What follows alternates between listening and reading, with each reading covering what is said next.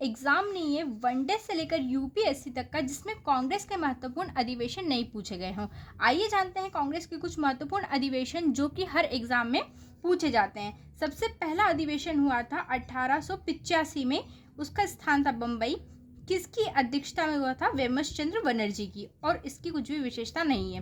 पहला हमारा अधिवेशन था, तो इसमें सबसे इंपॉर्टेंट है इसके अध्यक्ष और इसका स्थान और इसका साल। अब दूसरी बात करते हैं, सेकंड का हुआ था हमारा 1886 में, ये हुआ था कोलकाता में, और इसकी अध्यक्षता की थी दादा भाई नौरोजी ने। ध्यान रखना ये क्वेश्चन एग्जाम में बिल्कुल बनते हैं। तीसरी बात करते हैं हम 1887 में, इसका अधिवेशन हुआ था मद्रास में। इसकी अध्यक्षता में हुआ था बदरुद्दीन तैयबजी की, और ये प्रथम मुस्लिम अध्यक्ष थे। ठीक है, ये वाला क्वेश्चन बहुत इंपॉर्टेंट है, वनडे टाइप एग्जाम में तो पूछा ही जाता है कि प्रथम मुस्लिम अध्यक्ष कौन थे, तो बदरुद्दीन तैयबजी। नेक्स्ट बात करते हैं 1888 के अधिवेशन की, ये हुआ था हमारा इलाहाबाद में। इसकी अध्यक्षता की थी जॉर्ज यूल ने। ये प्रथम अंग्रेज ऑफिसर थे जिसने कांग्रेस के अधिवेशन की अध्यक्षता की थी। ये भी इंपॉर्टेंट है, ये क्वेश्चन भी एग्जाम में आता है।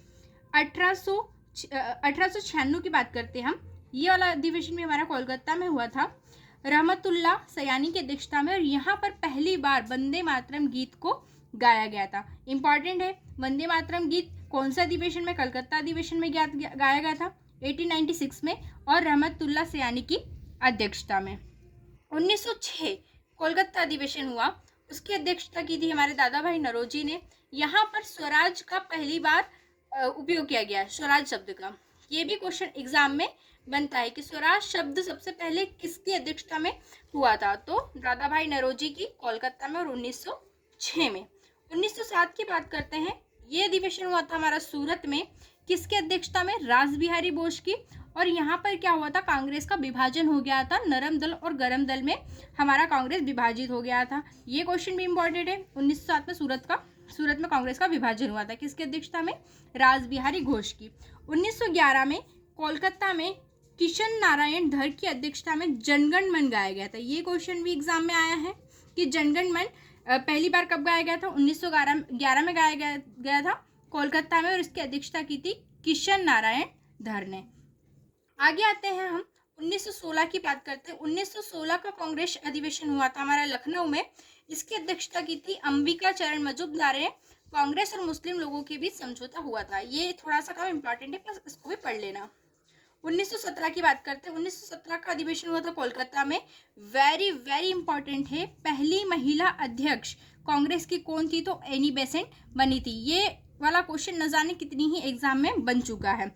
अब 1920 की बात करते हैं, नागपुर अधिवेशन की। किसकी अध्यक्षता में हुआ था? विजय राघवचारी की।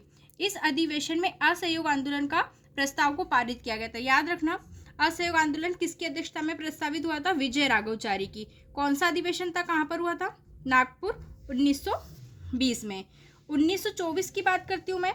1924 में बेलगांव में अधिवेशन हुआ था, महात्मा गांधी की अध्यक्षता में। कांग्रेस और लीग अलग हो गए थे। ठीक है, कांग्रेस और मुस्लिम लीग यहाँ से अलग हो गए थे। अध्यक्षता किसने की थी? महात्मा गांधी ने। कहाँ पर हुआ था? बेलगांव। ये भी एग्जाम में आया है कि महात्मा गांधी ने कब इसकी अध्यक्षता की थी, तो 1924 में की थी। 1925 की बात करते हैं। 1925 का अधिवेशन हुआ था कानपुर में।